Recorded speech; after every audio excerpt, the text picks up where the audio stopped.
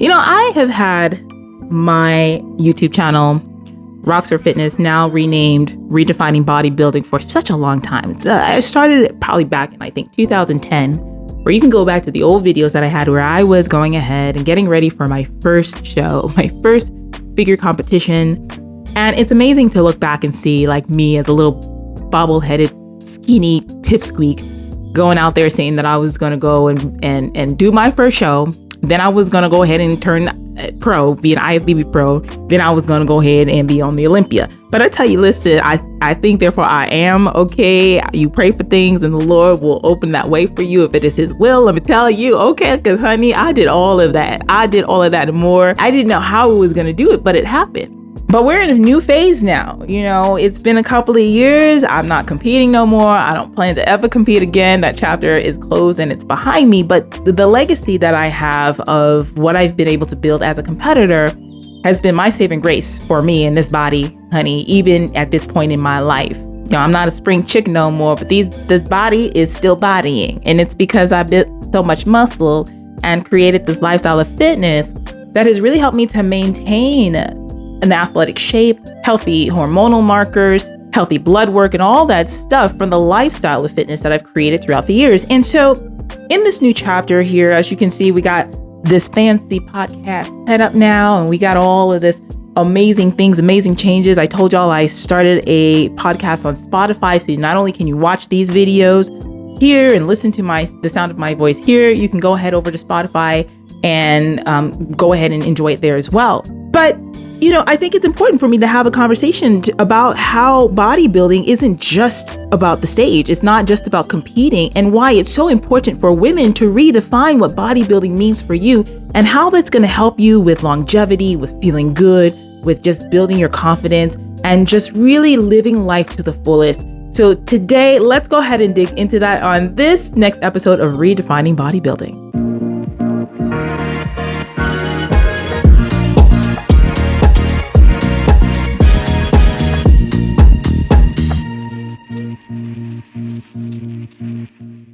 In those earlier videos, I was pretty young. I was in my late 20s, and I was really passionate about fitness.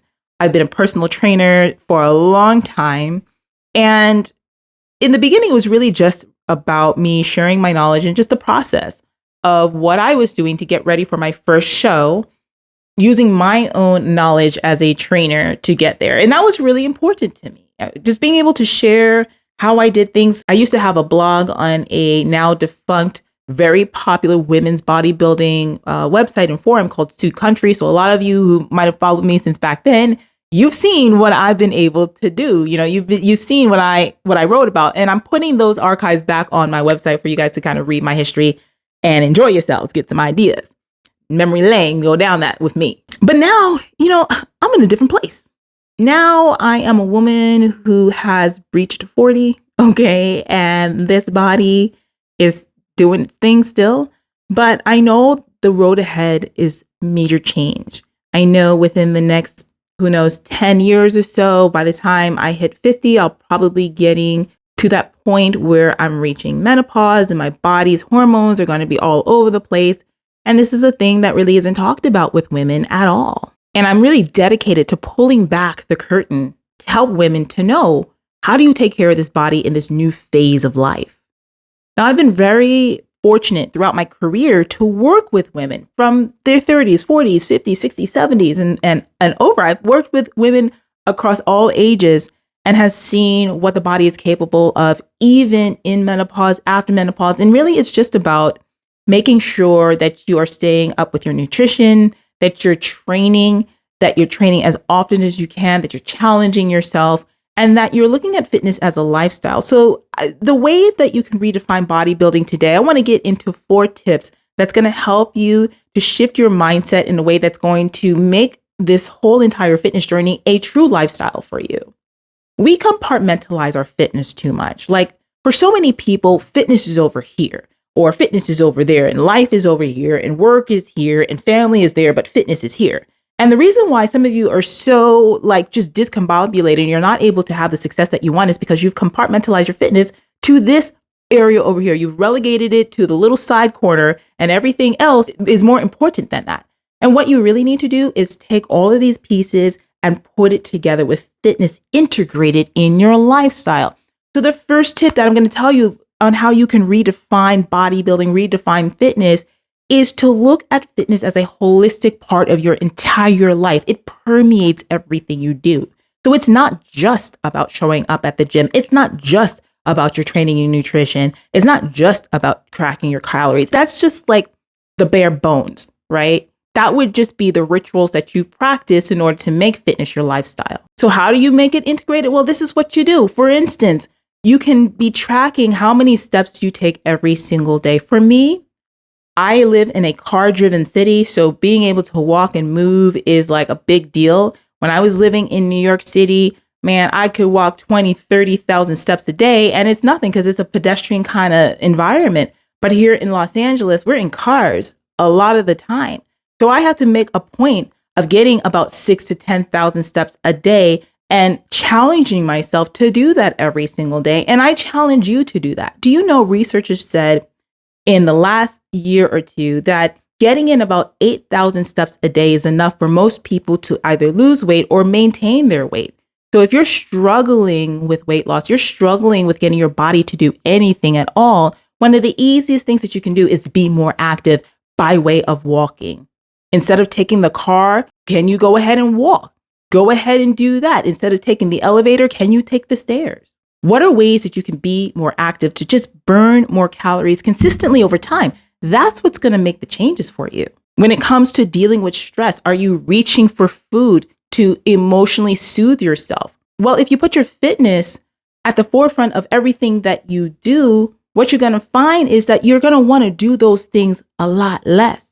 You're going to want to learn how you can create practices, maybe of meditation, maybe of prayer, maybe of just gathering a moment where you can calm yourself and then face whatever problem is stressing you out head on. If it's something that you can take care of, that's within your scope to be able to do, perfect. Go ahead and take care of it. Get that stress out the way. If it's something that's out of your hands, what the heck are you sitting there driving yourself crazy over it for? Put it aside and know that it will be taken care of in due enough time. But doing things like this can help to alleviate mindless snacking and stress eating, because you've decided to approach things in a way that is conducive to helping your fitness journey move forward. The second way that you can redefine what bodybuilding means and take it outside of this esoteric kind of world of just being about competitions and stepping on a stage is to look at why training is important to you. Why do you want to learn how to lift weights? Why do you want to get in the gym? Why do you want to work out at home? Like, what is that driving factor?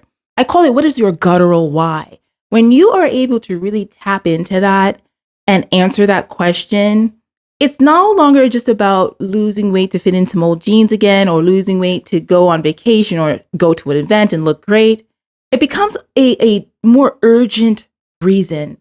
And that urgent reason, that guttural why, is the one thing that will keep you on track during the times that you want to quit. Because there's no quitting. If the reason why you're training is because you want to live longer, to be able to see your kids grow up and have their own lives and be healthy, you want to be an example for them. Or maybe for you, it's more about just being healthy and living longer because you've had diseases in your family. You've witnessed someone succumb to diabetes or high blood pressure or heart disease. And you know that your DNA is made up of that same kind of genetic makeup that can put you at risk, and you're trying to prevent that. Whatever that reason is, there has to be a deeper reason why you're doing this stuff that's beyond just what the fitness industry is telling you to keep it so surface. I work on these kind of questions with my clients in my coaching practice, and I have seen them really take off when it comes to their fitness journey and the results that we see and that we get together.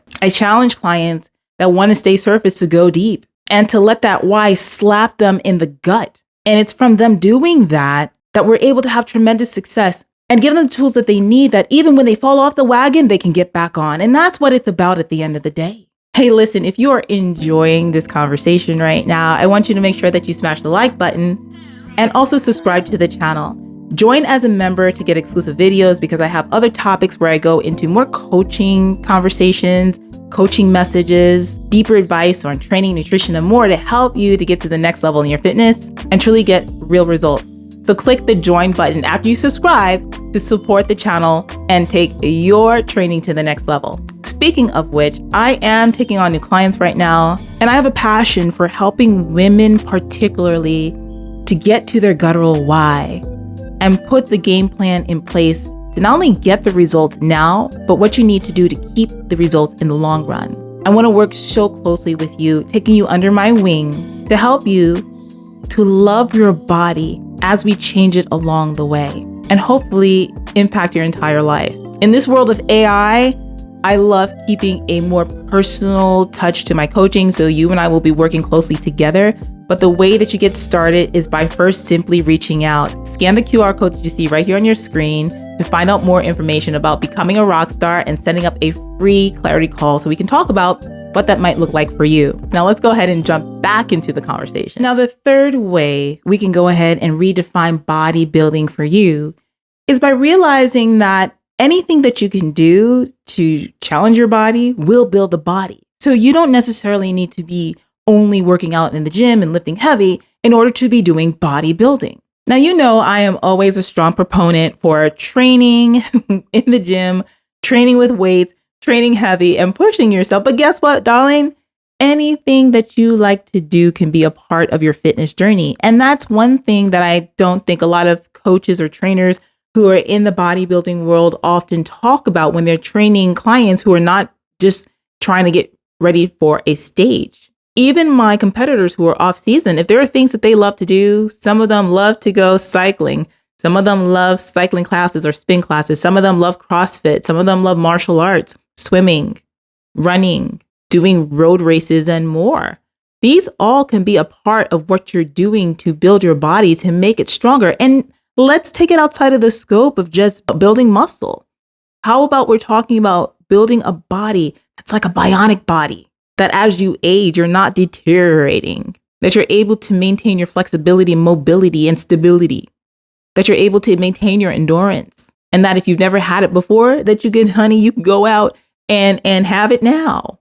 You can build your body to be stronger, to be faster, to be more agile. There's no reason why, because we're aging and the natural process of aging is happening, that we should accept that our bodies are just going to deteriorate. Listen, you're going to either use it or you're going to lose it. And so many of you lose it because maybe you've lost the motivation to go to the gym and train. Maybe you don't want to necessarily do weight training all the time, but you don't think outside of the scope about some of the things that you do like, that you do want to participate in, that you want to dedicate your time in, that will keep you active. Remember, we talked about in the first tip today, how you can make everything more integrative.